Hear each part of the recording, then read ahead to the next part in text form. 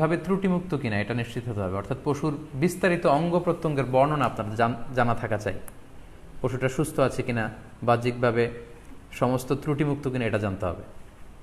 2 নম্বর হচ্ছে পশুর বয়স সম্পর্কে আপনার জানতে হবে, কারণ যে কোনো বয়সের পশু দিয়ে কুরবানি করা যায় না, এটার একটা নির্ধারিত বয়স সীমা দেওয়া আছে শরিয়াতে, সেটা আপনাকে মেনটেন করতে হবে। প্রথম হচ্ছে সালিমাতুল আয়ুব, সালিমাতুন মিনাল আয়ুবিজ যাহিরা, বাহ্যিক ত্রুটিমুক্ত হওয়া।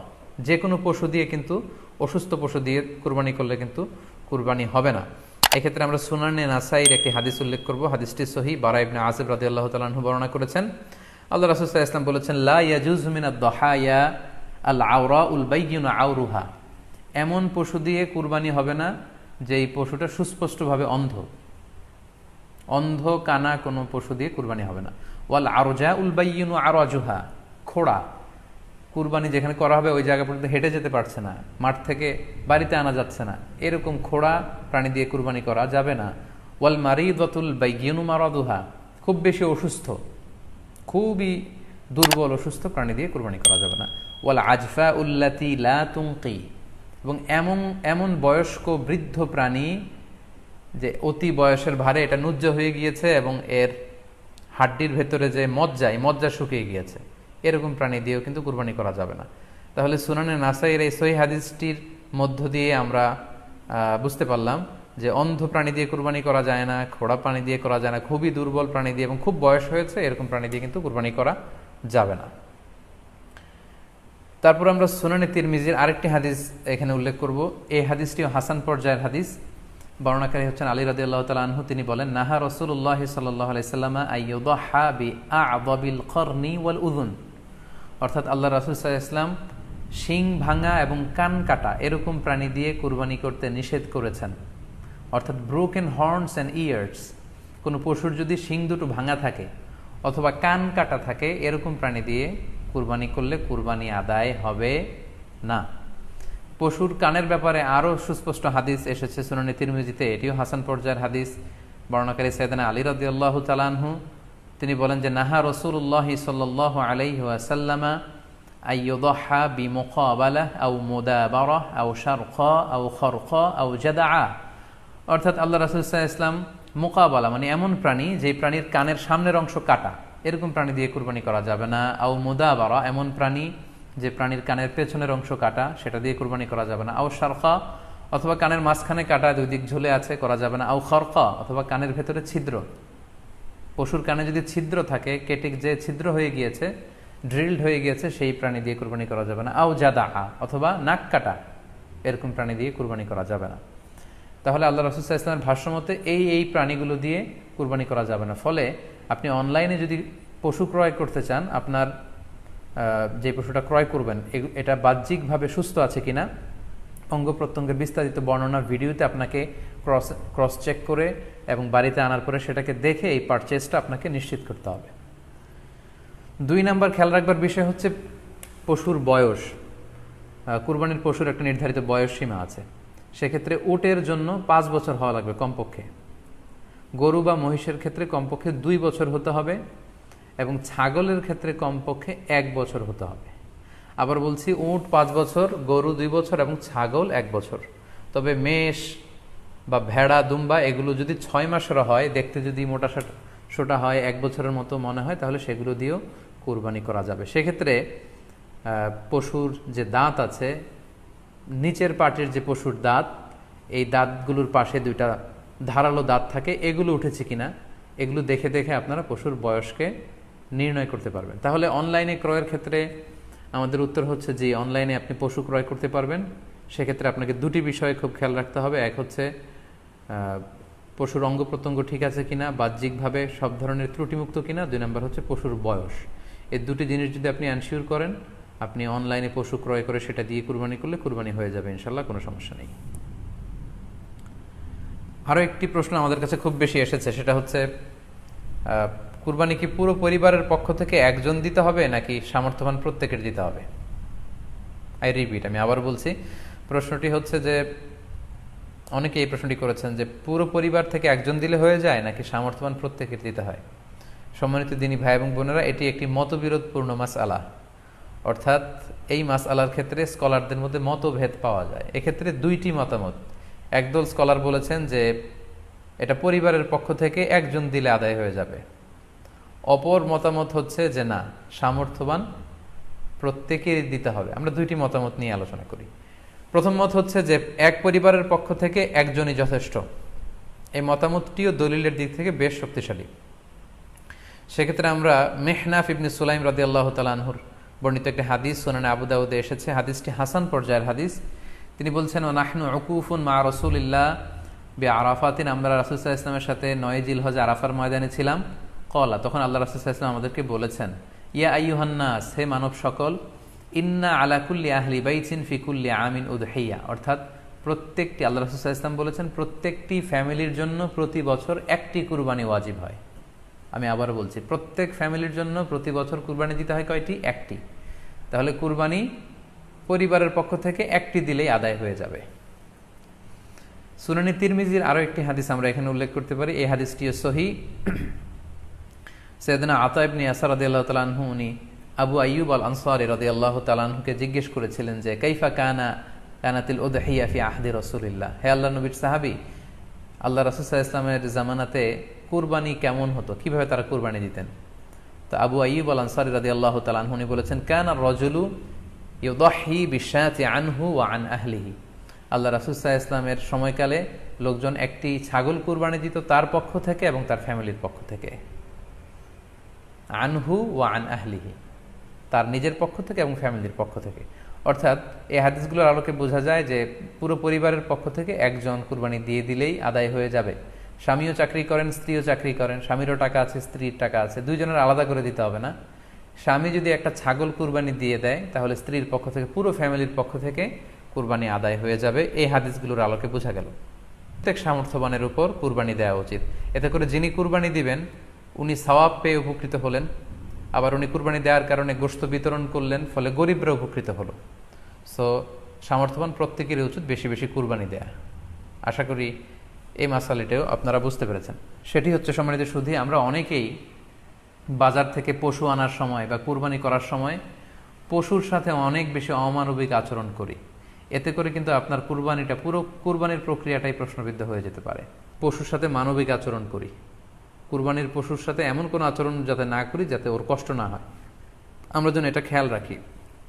বিশেষ করে জবাই করার আগে পশুকে ভালোভাবে রশি দিয়ে বেঁধে নেয়া এবং ছুরিটা, যেই ছুরি দিয়ে জবাই করা হবে সেটা খুব ধারালো থাকা। আল্লাহ রাসূল সাল্লাল্লাহু আলাইহি ওয়াসাল্লাম কিন্তু এই দিক নির্দেশনা আমাদেরকে দিয়েছেন। সুবহানাল্লাহ, ইসলাম যে কতটা চেক অ্যান্ড ব্যালেন্স, কতটা ভারসাম্যপূর্ণ জীবন বিধান। আল্লাহ রাসূল সাল্লাল্লাহু আলাইহি ওয়াসাল্লাম সহিহ মুসলিমের বর্ণনায় তিনি বলছেন, ইযা যাবাহতুম ফাআহসিনু যিবহা, তোমরা যখন জবাই করবে সেখানেও তোমরা ইহসান করো। কেননা আল্লাহ তাআলা সব জায়গায় ইহসানকে অবধারিত করেছেন। আমরা জীবনে যাই করব না কেন সেটা ইহসানের সাথে করতে হবে। তো পশুটাকে কিন্তু আমি জবাই করব, স্লটার করব, আল্লাহ রাসূল সাল্লাল্লাহু আলাইহি ওয়াসাল্লাম বললেন যখন স্লটার করবে, জবাই করবে, তখনও সেটার প্রতি ইহসান করে তোমরা জবাই করো না। ওয়া ইযা যাবাহতুম ফাআহসিনু যিবহা, সেক্ষেত্রেও তোমরা সফট হার্টেড হও, সেটাকে ইহসানের সাথে জবাই করো। কিভাবে ইহসানের সাথে জবাই করবে? ওয়ালিউহিদ্দা আহাদুকুম শাফরাতাহু ওয়ালিউরিহ যাবিহাতাহু, তোমরা তোমাদের ছুরিটা খুব বেশি করে ধারালো করে নাও, যাতে করে খুব স্মুথলি স্লটারিংটা হয়ে যায়, খুব স্মুথলি কুরবানিটা তাড়াতাড়ি হয়ে যায়, যাতে প্রাণীটার কষ্ট না হয়। আমরা প্রায়ই আমাদের ব্যাখেয়ালে বা অবহেলাবশত কুরবানির পশু ট্রাক থেকে নামানো, হাট থেকে নিয়ে আসা, এমনভাবে আমরা কুরবানির পশুর সাথে ট্রিট করি, এতে করে কিন্তু অনেক অমানবিক আচরণ আমাদের দ্বারা প্রকাশ পেয়ে যায়। সো আমরা যদিও এটাকে জবাই করব, আমরা যেন ইহসানের সাথে জবাই করি, এই বিষয়টা যেন আমরা খেয়াল রাখি। এটা হচ্ছে প্রথম রিমাইন্ডার। দ্বিতীয় রিমাইন্ডার হচ্ছে, আমাদের দেশে প্রায় এটা ঘটে, জবাই করার পরে অনেক কসাইরা তাড়াতাড়ি এই পশুটার দেহ থেকে প্রাণ বের হয়ে যাওয়ার জন্য ছোট ছুরি দিয়ে জবাই করা প্রাণীটার গলার মধ্যে খোঁচা মারতে থাকে, গলায় বারবার খোঁচা মারতে থাকে। এটা কিন্তু ঠিক না। স্পাইনাল কর্ডে যদি আপনি জবাই করার পরে বারবার খোঁচা মারেন তাহলে কিন্তু এই প্রাণীটার অপমৃত্যু হতে পারে, অর্থাৎ এটা স্বাভাবিক কোনো মৃত্যু নয়। স্বাভাবিক মৃত্যু হচ্ছে জবাই করে দেয়া, এবং ইসলাম এটাকে আমাদের জন্য বৈধ করেছেন। আমরা জানি যে পাশ্চাত্যে গরুর মাথায় বুলেট মারা হয়, অথবা ইলেকট্রিক্যাল শক দিয়ে ওটাকে হত্যা করা হয়, অথবা ভারী কোনো লোহার হাতুড়ি দিয়ে গরুর মাথায় আঘাত করে সেটাকে মারা হয়। কিন্তু ইসলাম এগুলোকে নিষেধ করেছে। ইসলামের বিধান হচ্ছে স্লটারিং করা, আপনি জবাই করে দিবেন। সেক্ষেত্রে আমার মনে হয় 10 থেকে 15 মিনিট যদি আমরা একটু ওয়েট করি, গরুর দেহ থেকে সবগুলো রক্ত কিন্তু বের হয়ে যাবে, ফলে এটার গোশতটা উপাদেয় হবে আমাদের জন্য। কিন্তু আমরা যদি তাড়াহুড়ো করে, বিশেষ করে অনেক কসাই ভাইরা রুহটা যাতে তাড়াতাড়ি বের হয়ে যায়, প্রাণটা যাতে তাড়াতাড়ি বের হয়ে যায়, জবাইয়ের পরে আবার ছোট ছুরি দিয়ে স্পাইনাল কর্ডে খোঁচা মারতে থাকে, এটা কিন্তু ঠিক না। এতে করে যেটা হয়, এটা স্বাভাবিক মৃত্যু হয় না, বরং অপমৃত্যু হয়ে থাকে। আমরা যখন কুরবানি করি তখন প্রাণীটার শ্বাসনালী এবং কণ্ঠনালী কেটে যায়, এবং তারপরে রক্তনালী, যেটাকে ইংরেজিতে বলে জুগুলার ভেইন, এই জুগুলার ভেইনটা যখন কেটে যায় তখন কিন্তু প্রাণীটা আর ব্যথা পায় না। গবেষণায় দেখা গিয়েছে যে যদিও আমরা দেখি যে প্রাণীটা খুব ছটফট করে, লাফালাফি করে, কিন্তু আসলে সে ব্যথা পায় না। জুগুলার ভেইন যখন কেটে ফেলে তখন ব্রেইন তাকে স্পাইনাল কর্ডের মাধ্যমে হার্টে সিগন্যাল দেয় আরও বেশি পাম্প করার জন্য, আরও বেশি রক্ত পাঠানোর জন্য। ফলে দেহের সবগুলো রক্ত গলার ওই কাটা জায়গা দিয়ে কিন্তু বের হয়ে যায়। কিন্তু ওই মুহূর্তে আপনি যখন ছোট ছুরি নিয়ে এটার স্পাইনাল কর্ডে খোঁচাখুচি করতে শুরু করেন, তখন কিন্তু এটার অপমৃত্যু ঘটে, এটার স্ট্রোক হতে পারে, এটা হার্ট অ্যাটাক করে মারা যেতে পারে। তাহলে সেটা কিন্তু স্বাভাবিকভাবে জবাইয়ের মধ্যে দিয়ে মৃত্যুবরণ করলো না, বরং হার্ট অ্যাটাক করে বা স্ট্রোক করে সেটা মারা গেল। তখন কিন্তু আপনার কুরবানিটা প্রশ্নবিদ্ধ হয়ে যেতে পারে। তো এই জন্য আমি সকলের কাছে অনুরোধ করব, আপনারা তাড়াহুড়ো না করে 10 থেকে 15 মিনিট একটু ওয়েট করেন জবাহের পরে, এটাকে স্বাভাবিকভাবে, ন্যাচারালি, প্রাকৃতিকভাবে এটার রুহটা বের হতে দিন। তা না হলে আমাদের কুরবানি কিন্তু প্রশ্নবিদ্ধ হয়ে যেতে পারে। 3 নম্বর রিমাইন্ডার হচ্ছে, আমাদের বাংলাদেশের অনেক জেলায় আমরা হিন্দু মুসলমান একসাথে থাকি। আমার কাছে নিউজ এসেছে যে অনেক জায়গায় অনেকে হিন্দুদের মন্দিরের সামনে কুরবানির গরু জবাই করে। এটা ঠিক না, কারণ আমরা জানি যে ওরা এই গরুর পূজা করে থাকে। সো আমরা এমন কিছু করব না যেটা ওদেরকে খুব বেশি কষ্ট দিবে। 4 নম্বর পয়েন্ট হচ্ছে যে জবাইয়ের স্থান এবং বর্জ্য কুরবানির পরে এটাকে নিজ দায়িত্বে পরিচ্ছন্ন করুন। আই রিপিট, আমি আবার বলছি, যেখানে আপনি কুরবানি করলেন সেটাকে এবং এই যে বর্জ্য ময়লা, এটা নিজ দায়িত্বে আপনি ক্লিন করুন। সিটি কর্পোরেশনের ভাইয়েরা সরকারি তত্ত্বাবধানে সারা বাংলাদেশের এই সব বর্জ্য আসলে পরিষ্কার করা সম্ভব না। জরিপে এসেছে যে 50 লক্ষ গরু জবাই করা হয় প্রত্যেকটা কুরবানির ঈদে। রাসূলুল্লাহ ইসলাম বলেছেন, তোমরা প্রত্যেকে দায়িত্বশীল, আর তোমাদের প্রত্যেকের দায়িত্বের ব্যাপারে কিয়ামতের ময়দানে আল্লাহ তাআলা কিন্তু তোমাদেরকে জিজ্ঞেস করবে। তাই আমরা যেন নিজ দায়িত্বে এই কুরবানির করার স্থান এবং বর্জ্য যেন পরিষ্কার করি। ব্লিচিং পাউডার দিয়ে বেশি করে পানি মেরে আমরা যেন পরিষ্কার পরিচ্ছন্ন রাখি, কারণ আত-তুহুরু শাতরুল ঈমান, পরিষ্কার পরিচ্ছন্নতা এটা হচ্ছে ঈমানের অঙ্গ। রাখি। সর্বশেষ হচ্ছে, অনেকে জিজ্ঞেস করেন যে ফ্রিজে রাখা যাবে কিনা। জি, কুরবানির গোশত ফ্রিজে রাখা যাবে। ইবনে আব্বাস রাদিয়াল্লাহু তাআলা আনহুর মত অনুযায়ী 3 ভাগ করা উত্তম, তবে এটা আবশ্যক নয়। আপনি 1 ভাগ নিজে খাবেন, 1 ভাগ আত্মীয় স্বজন প্রতিবেশীদের দিবেন, আরেক ভাগ গরিব দুঃখীদের মাঝে বন্টন করে দিবেন, এটা উত্তম, কিন্তু এটা আবশ্যক নয়। পুরো গোশত যদি আপনার লেগে যায় আপনি ভোগ করতে পারেন, আর যদি আপনার কাছে অতিরিক্ত গোশত থাকে এটা আপনি আত্মীয়দের দান করুন, গরিব আত্মীয়দের আপনি উপহার দিন, গরিব মিসকিনদের, সুবিধা বঞ্চিত মানুষদেরকে আপনি এগুলো দান করুন। কারণ সূরাতুল হাজ্জের 28 নম্বর আয়াতে আল্লাহ তাআলা বলেছেন, ফাকুলু মিনহা ওয়া আত'ইমুল বাঈসাল ফাকির, তোমরা কুরবানির এই গোশত নিজেরাও খাও এবং অভাবী লোকদেরকে দাও। এবং সহিহ বুখারীতে আল্লাহ রাসূল সাল্লাল্লাহু আলাইহি ওয়াসাল্লামের একটি বর্ণনা, আল্লাহ রাসূল সাল্লাল্লাহু আলাইহি ওয়াসাল্লাম বলেছেন, কুলু ওয়া আত'ইমু ওয়াদাখিরু, অর্থাৎ কুরবানির গোশত তোমরা খাও, ওয়া আত'ইমু মানে অন্যদের খাওয়াও, ওয়াদাখিরু এবং তোমরা এটাকে প্রিজার্ভ করে রাখো বা জমা করেও রাখতে পারো। অর্থাৎ আপনি চাইলে ফ্রিজে রাখতে পারবেন, আপনি পরবর্তীতে খেতে চাচ্ছেন আপনি রাখতে পারবেন ইনশাআল্লাহ। সো উত্তম হচ্ছে 3 ভাগ করে 1 ভাগ নিজে খাওয়া, 1 ভাগ আত্মীয় স্বজনদের প্রতিবেশীদের দেয়া এবং 1 ভাগ অভাবী সুবিধা বঞ্চিত গরিব মিসকিনদের মাঝে বন্টন করে দেয়া। এবং অবশ্যই অবশ্যই যাদের সামর্থ্য আছে আপনারা বেশি বেশি কুরবানি করুন, এবং এই কুরবানির মধ্য দিয়ে আমরা অনেক অনেক প্রান্তিক জনগোষ্ঠী, সুবিধা বঞ্চিত মানুষ, তাদের কাছে আমাদের সহায়তাগুলো পৌঁছে দিতে পারবো। সম্মানিত সুধী, আপনাদের সবাইকে আবারও শুকরিয়া জানাই, সবাইকে আবারও আন্তরিক শুভেচ্ছা এবং অভিনন্দন।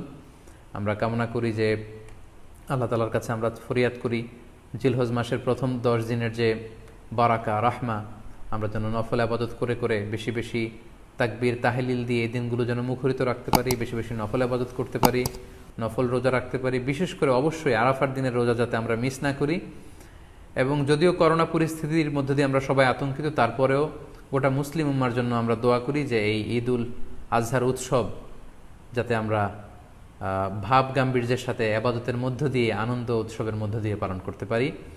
আপনাদের সবার জন্য আমি দোয়া করছি, আমি নিজেও আপনাদের সবার কাছে দোয়া চাই। আল্লাহ তাআলা আপনাদের সবাইকে ভালো রাখুক, সুস্থ রাখুক, ঈমানের সাথে রাখুক।